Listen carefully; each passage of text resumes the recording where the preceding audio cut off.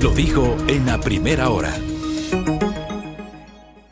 Muy bien, 7:16 en la mañana. Luego de 3 años, 9 meses,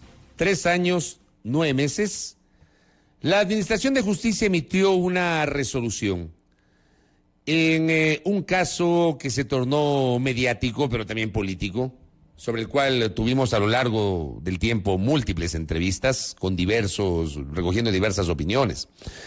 Me refiero al caso Olavini. Yo lo comenté hace un par de días. Yo soy muy crítico de la velocidad o lentitud que tiene la Administración de Justicia para el trámite de los casos. Este caso está claro que hubo una lentitud impresionante. Además, un diferimiento constante de las audiencias, suspensiones, cambio de fechas, etcétera, hasta que finalmente hubo una decisión. Y esa decisión estuvo marcada por una declaración de ratificación de inocencia, la ratificación del estado de inocencia, así se denomina en término jurídico, de forma unánime por parte del Tribunal de la Corte de Justicia de Pichincha que resolvió este tema. Entremos en materia con el abogado de Olavini, el doctor Carlos Soria, que está conectado ahora mismo con nosotros de manera telemática. Doctor, bienvenido, buen día, ¿cómo le va? Muchas gracias, buenos días Fabricio y buenos días a la audiencia, gracias por el espacio. Gracias, doctor. Quiero empezar con una reacción suya sobre este fallo unánime de un tribunal de justicia. Lapidario, Fabricio, lapidario, porque dentro del desarrollo de la audiencia, el juez presidente, cuando hacía la lectura, exponía su resolución oral, hizo dos cosas muy importantes. La primera es, dejó de lado toda la prueba presentada por Fiscalía, porque a criterio del tribunal esa prueba no conducía al convencimiento de ningún tipo de delito. La segunda fue que llamó fuertemente la atención a la Fiscalía y a CNP precisamente por no haber presentado ningún tipo de prueba que sustente su teoría del caso, es decir, que Olavini haya accedido a algún sistema informático o telemático de la CNT. Y en tercero, la unanimidad en la resolución para declarar a Ola a ratificar su estado de inocencia.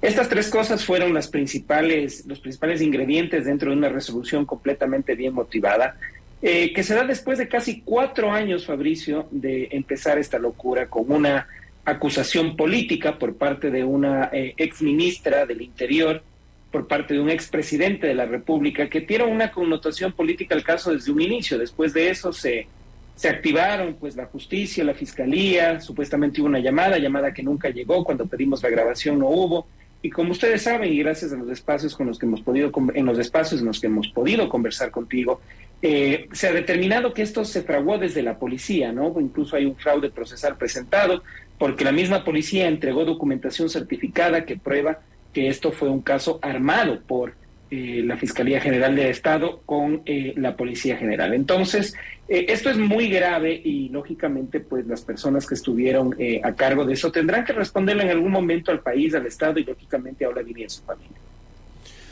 Correcto, doctor. Eso como primera reacción. Ahora, pongamos el contexto, porque es importante que nuestra audiencia conozca cómo se origina todo. Porque la detención de Olavini se da, me parece, no sé si fue el mismo día o al día siguiente de la decisión del gobierno del presidente Lenín Moreno de retirar el estatus de asilado político al australiano Julian Assange, que durante más de un lustro permaneció en la Embajada de Ecuador en Londres. Recuérdenos qué fue lo que pasó. Pongamos en contexto, doctor. Claro que sí, precisamente es eso, ¿no? La decisión de dar por terminado el asilo de Julian Assange hace que sea necesario un chivo expiatorio para justificar tal decisión política. Y lo más fácil fue inculpar a una persona que había visitado a Julian Assange más de 10 ocasiones en la Embajada de Ecuador en Londres. Cuando Olavini pidió permiso al Estado ecuatoriano, porque no es que uno dice, disculpen, buenas tardes, vengo a visitar a alguien, ¿no? Uno tiene que tener permiso, tienen que hacer un chequeo de quién es la persona. Lo visitó y lo conoció en más de la embajada. Y por esto, daba perfecto una persona de casi 2 metros de altura, que se viste de negro, que se pinta las uñas de negro, encajaba perfectamente en este relato de un hacker terrorista informático internacional. No nos olvidemos que incluso el expresidente de la República, Lenín Moreno, en una entrevista con CNN dijo que Olavini se metía en los asuntos de política interna del Ecuador y de varios países del mundo y de la región, en Latinoamérica, y del mundo, dijo en esa entrevista. Entonces, claro, se fueron armando estos casos. Él empezó siendo procesado por supuestos, según dijo la ministra, intentos de desestabilización al gobierno del Ecuador. Luego, después de esto, se lo procesó ya en la audiencia de formulación de cargos por un ataque a sistemas informáticos, no encontraron nada. Luego, a 2 días de terminar la audiencia, la fase la instrucción fiscal, reformulan los cargos y le ponen a un acceso no consentido. Ahora, por supuestamente una fotografía que había sido tomada, según ellos, desde el teléfono de Olavini a una pantalla de un computador y que probaba supuestamente un acceso. Acordémonos que en ese momento muchos medios digitales irresponsables tildaron a Olavini de hacker, de que se cae con todo y escaparate, etcétera, etcétera. Y cuando lo que hacía supuestamente esa fotografía era probar lo contrario, que no existió ningún acceso. Pero algo muy importante, y esto es muy decidero, ese supuesto acceso se había dado casi 5 años antes de que le habían acusado como un hacker internacional aquí en el Ecuador. Es decir, no tenía congruencia, no tenía sentido la acusación fiscal. Y eso fue recogido por el tribunal, que como les digo, llamó severamente la atención a la Fiscalía. ¿Por qué tardó tanto la justicia para emitir una decisión sobre este caso? ¿Qué fue lo que pasó? ¿Cómo se desarrolló este caso en el curso del tiempo, doctor? Lamentablemente, desde que inició el proceso penal en contra de Olavini, contamos con una jueza instructora que lo único que hizo fue violar los derechos de Olavini, la ex jueza Yadira Marisol Proaño Obando. Ella ya no es jueza más de la República, gracias a Dios. Fue declarada como negligente manifiesta, no solo por este caso, sino por otros que había cometido. Entonces, ella fue la persona que ralentizó todo este proceso, en la que suspendía cada rato las audiencias, no tomaba conocimiento de los escritos que presentábamos, solicitaba documentación que nunca llegaba a la judicatura, y esto pues fue recogido incluso en una sentencia de recusación. Nosotros pudimos poner una demanda de recusación en contra de la ex jueza Yadira Marisol Proaño Obando, en donde se nos dio la razón y nos dijeron que precisamente esta jueza no estaba haciendo su trabajo, y que no solo eso, sino que atentaba en contra de los derechos de Ola, cosa que ha sido recogido por más de 100 organizaciones a nivel nacional e internacional de derechos humanos, entre ellas la ONU, Sistema Interamericano de Derechos Humanos, Human Rights Watch, Amnistía Internacional, entre muchas otras, en donde ellos pudieron documentar estas más de 100 violaciones del debido proceso y a los derechos humanos de Ola. Tanto es así que acordémonos que en la misma sentencia de habeas corpus,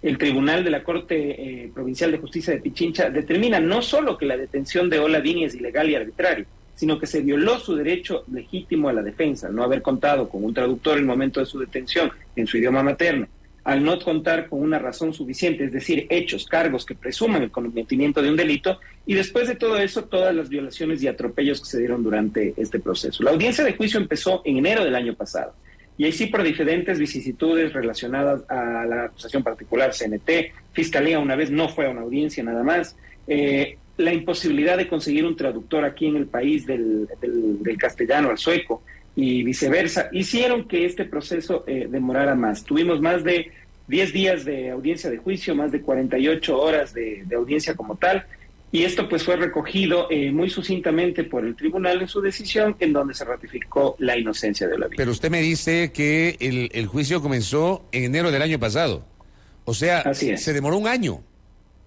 Un año la audiencia de juicio. ¿Y eso qué significa? O sea, ¿eso es normal? ¿Es el tiempo promedio en el desarrollo de un juicio?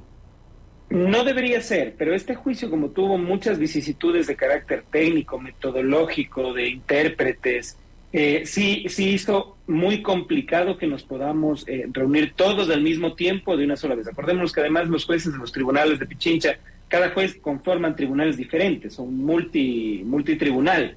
Entonces era bastante complicado que nos pudiéramos reunir todos de una vez. Una vez no estuvo la presencia de la acusación particular de CNT. Otra vez, como le digo, cuando nos llamaron a reinstalar, Fiscalía simplemente no fue. Otras veces tuvimos que estar ahí, no había traductor, se pedía traductores a la embajada de Suecia, era bastante complicada la coordinación.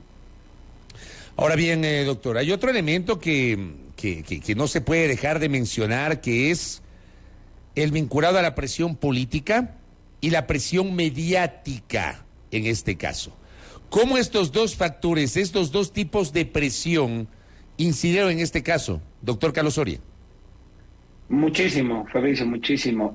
Acordémonos que empezó así, ¿no? Empezó con una rueda de prensa en donde la exministra Romo acusó a 2 ciudadanos rusos y otro ciudadano más que estaban haciendo destabilización para el gobierno de Moreno. Luego también se dijo que además de esta persona, refiriéndose a Olavini, tenía vínculos cercanos con el ex canciller Ricardo Patiño porque habían viajado en ocasiones juntos y en ocasiones con 2 días de diferencia, cosa que fue desmentir en el expediente cuando llegaron el movimiento migratorio de cada uno.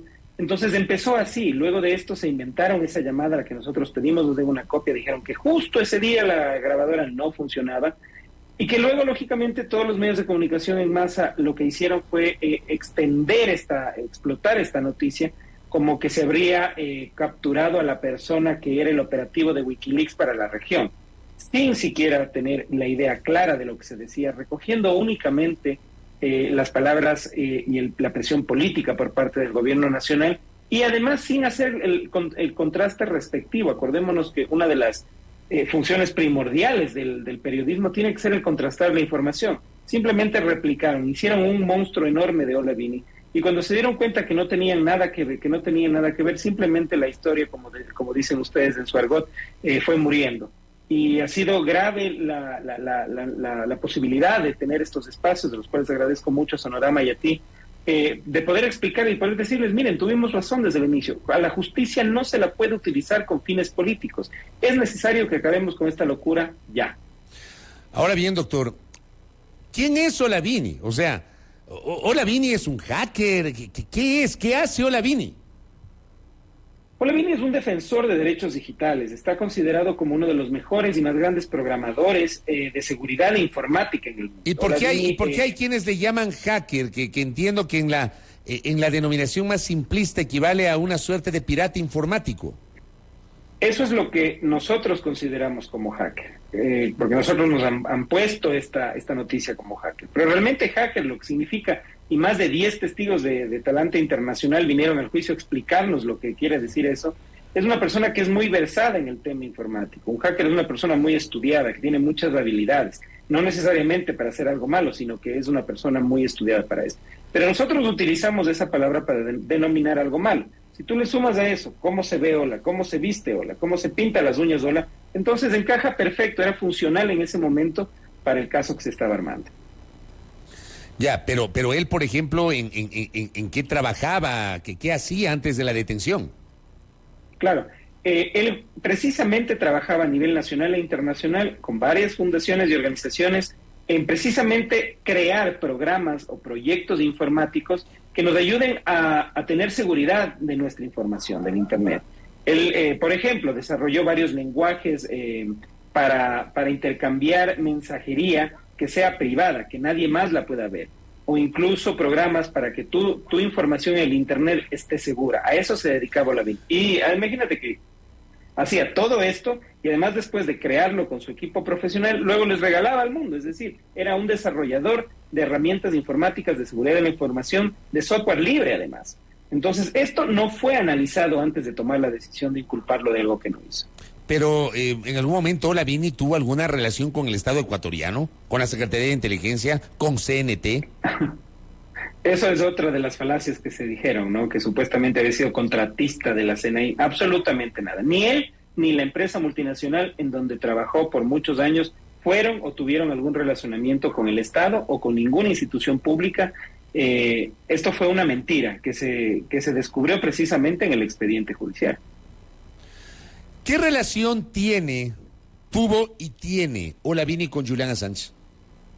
Tuvo, como ustedes saben, Julián Assange desde el 11 de abril de 2019 pues está completamente incomunicado. Olavini estaba preso 70 días. Él es amigo de Julián Assange, lo considera todavía como su amigo. Lo conoció en nuestra embajada en Londres, pidió permiso a nuestro cuerpo consular en Londres para poder conocerlo. Y ahí entablaron una amistad en la que cada vez que Ola se desplazaba a cualquier lugar del mundo en donde eran necesitados sus servicios, él tenía conversaciones con Julián Assange en la embajada, se registraba absolutamente todo bien, como visitar a un amigo. Lo visitó en más de 10 ocasiones en un periodo de más o menos 10 años. Entonces, esta fue la relación que tuvo con él. Él espera que el caso de Olavini, de Julián Assange, pues tome un rumbo adecuado dentro de la Administración de Justicia, donde quiera que esté, pero no ha tenido ningún contacto ni conocimiento desde ese 11 de abril, incluso antes, porque no lo había visto. Ahora, le pregunto a usted, que es el que sabe de los temas del derecho, entiendo que esta decisión obviamente no está en firme porque la Fiscalía anunció que la va a apelar. ¿Qué significa esto? ¿Qué es lo que se viene entonces?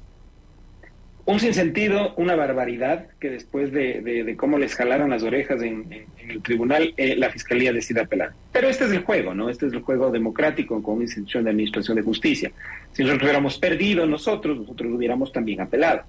Me parece, como le digo, un sinsentido, una locura, porque además son gastos y son gastos recurrentes. Yo creo que debería la Fiscalía dedicarse a otros procesos en donde realmente existe delito, y no en este. Pero bueno, estaremos dispuestos a comparecer ante la Corte Provincial y nuevamente exponer el caso de hoy. Pero ¿cómo se desarrolla el siguiente paso? O sea, si la Fiscalía, entiendo que una vez que ya se notifique por escrito, podrá tener la posibilidad de apelar. Una vez que apele, ¿cómo se desarrolla este recurso? Nos tienen que notificar la sentencia por escrito y de ahí la Fiscalía y el CNT tendrán 3 días para apelar. Es decir, poner un escrito diciendo apelo a su decisión. El tribunal deberá admitir el recurso y elevar los autos, elevar el expediente a la Corte Provincial. En la Corte Provincial, otro tribunal conformado por 3 jueces de la Sala Penal nos dará audiencia para precisamente justificar y argumentar las razones del por qué se está apelando. ¿Y esto cuánto tiempo podría tomar? Yo le diría que un caso normal siempre toma menos de un mes. En caso de Ola, no le podría decir. Olavini, que sea algo así. Olavini tiene medidas alternativas a la prisión preventiva, usa grillete electrónico.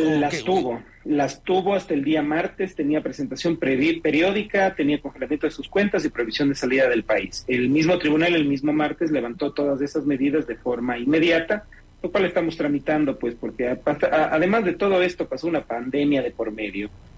Olavini no conoce a sus sobrinos que nacieron, quisiera pasar tiempo con su familia en su hogar en Suecia y lógicamente desarrollar sus actividades a nivel internacional como las venía haciendo.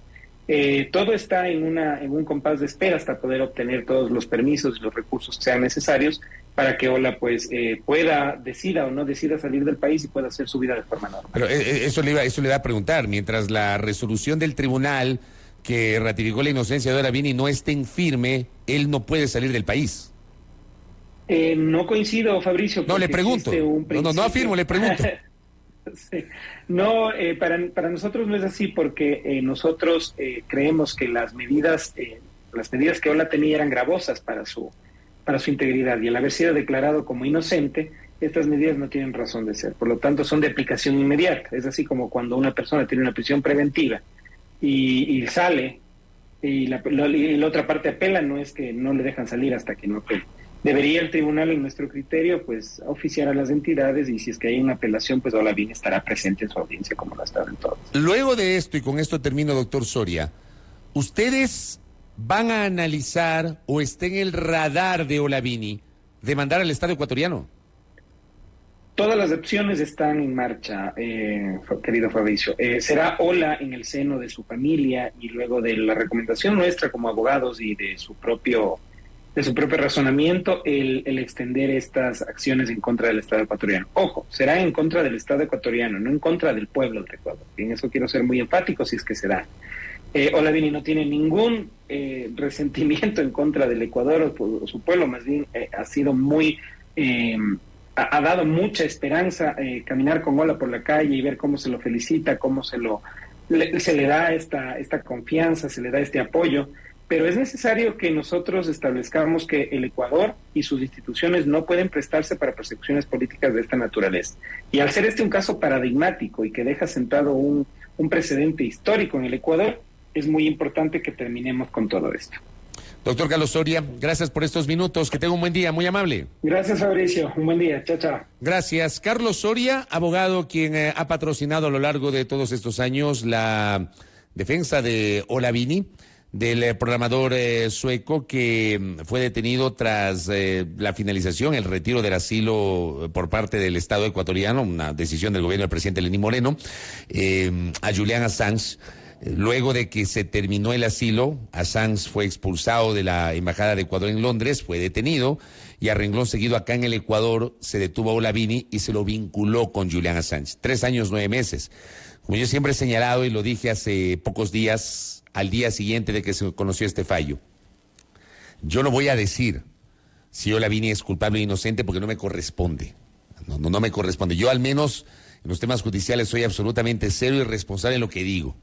Pero sí voy a exigir, como ciudadano y como periodista, una mejor justicia de este país.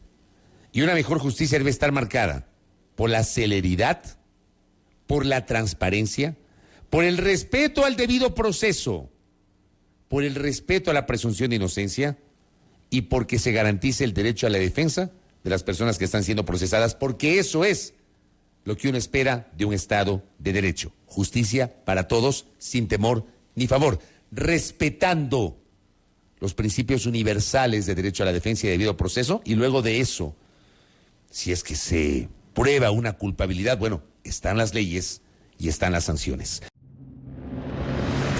Primera plana. Todas las noticias, todas las voces.